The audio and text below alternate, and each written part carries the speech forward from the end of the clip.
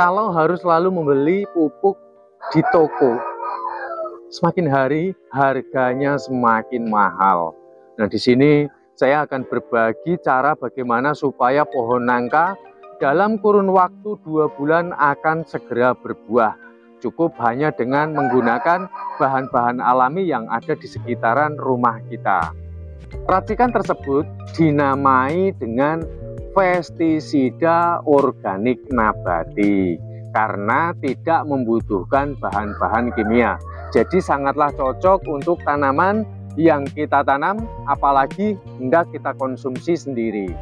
Bahan pertama untuk membentuk pestisida nabati yaitu dengan menggunakan daun sirsak. Daunnya seperti ini ya. Kalau tidak tahu sirsak itu apa, bisa browsing sendiri di Google.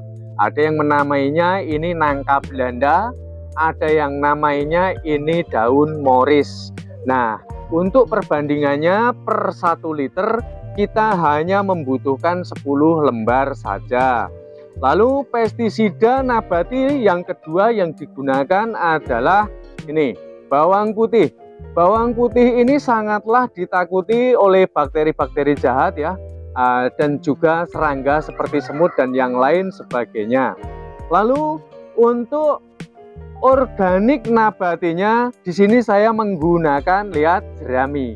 Jerami ini dapat digunakan sebagai bahan pokok untuk membentuk organik nabati. Ini bisa juga diganti jika ingin menggunakan sekam. Nah, cara menggunakannya, jerami tersebut ini haruslah kita bakar terlebih dahulu seperti ini ya. Dengan demikian maka ini lihat, bisa kita aplikasikan, kita campurkan bersamaan dengan pestisida nabatinya. Nah, kalau ini tidak kita bakar, otomatis kita tidak akan dapat mencampurkannya. Bahan organik yang kedua yang kita butuhkan adalah bawang merah. Semua para pakar tanaman sudah sangatlah setuju jika bawang merah ini dapat memicu tumbuhnya akar ataupun dapat dijadikan sebagai pelebat akar. Semua ini bahan-bahan alami, jadi 2 bahan pestisida nabati, 2 bahan organik nabati ataupun alami. Cara meraciknya mudah saja. Kita siapkan terlebih dahulu 1 liter air ya. Kalau nggak punya takaran literan, ya diperkirakan saja ya. Pokoknya 1 liter air perbandingannya 2 siung bawang merah. 2 siung bawang merah ini kita masukkan, kemudian kita masukkan 1 siung bawang putih pestisidanya. Dan untuk pestisida nabatinya, untuk daun sirsak, moris atau nangka Belanda ini kita masukkan. Dan lalu yang berikutnya adalah kita menggunakan, lihat, bakaran dari jerami ataupun bakaran sekam.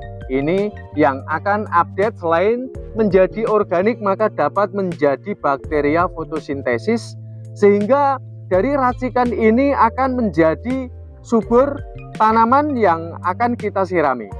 Khususnya untuk bakaran dari jerami ini ya, kenapa saya memilih jerami? Karena teksturnya itu sangatlah lembut. Perlu diketahui juga, bakaran jerami ini selain dapat menjadi bakteria fotosintesis, bakaran jerami ini memiliki tekstur yang sangat lembut, sehingga nanti ketika kita padukan, kita aplikasikan ke media tanam, sehingga tidak akan mudah terjadi adanya sebuah pemadatan.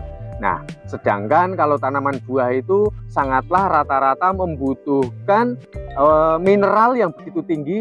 Kalau media tanam tidak mudah kering, maka sudah dapat dipastikan tanaman tersebut akan mengalami adanya sebuah kesuburan. Cara mencampurkannya seperti ini, bawang putih, bawang merah, kemudian 10 lembar dari daun moris atau sirsak tadi, nangka Belanda ya. Kita masukkan ke dalam 1 blender dan kita siap memberikan air. Untuk abu jeraminya nanti dapat kita susulkan, jadi kita berfokus dulu terhadap 3 bahan tersebut. Dan untuk airnya ini dapat kita masukkan ya secara perlahan, jadi nggak harus semua disemuakan, kita blender.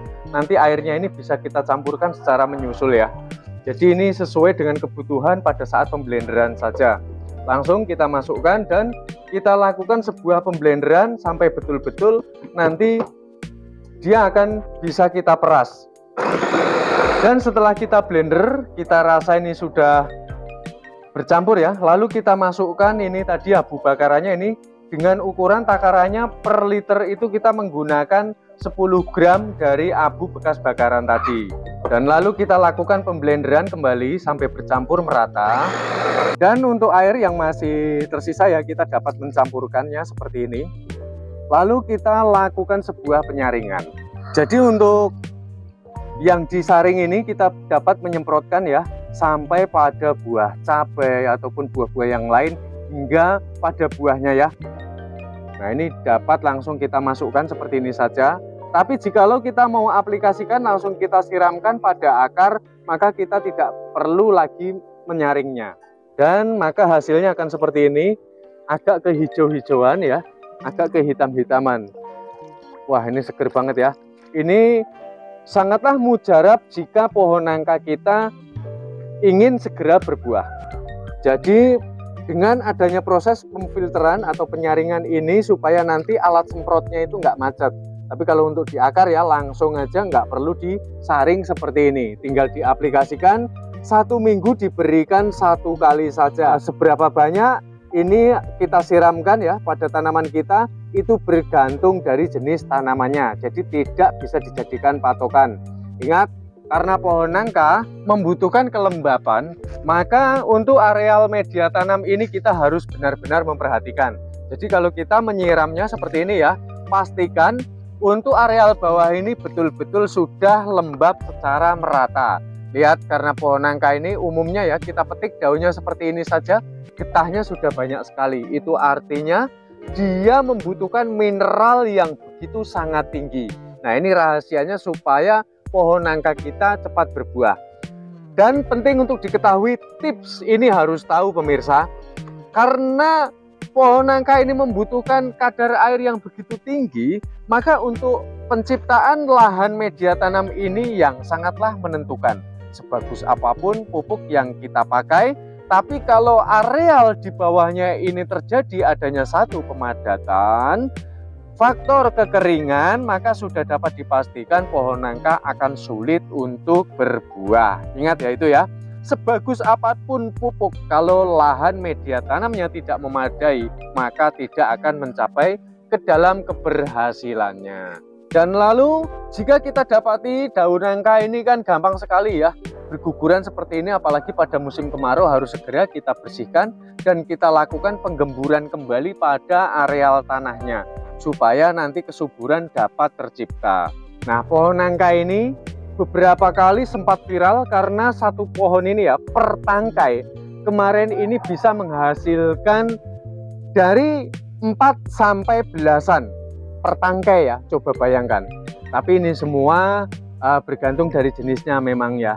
Jadi tidak semua nangka itu kita sirami dengan treatment yang sudah saya berikan lalu akan memiliki buah yang lebat seperti itu ya, karena jenisnya ini adalah persilangan antara nangka dengan cempedak. Nah saya rasa artikel dari saya sudah cukup untuk difahami ya, dan sudah sangat beralasan sekali saya menjelaskan dari per masing-masingnya dari bahan-bahan yang saya gunakan. Kita jumpa pada tutorial selanjutnya dan semoga ini bermanfaat.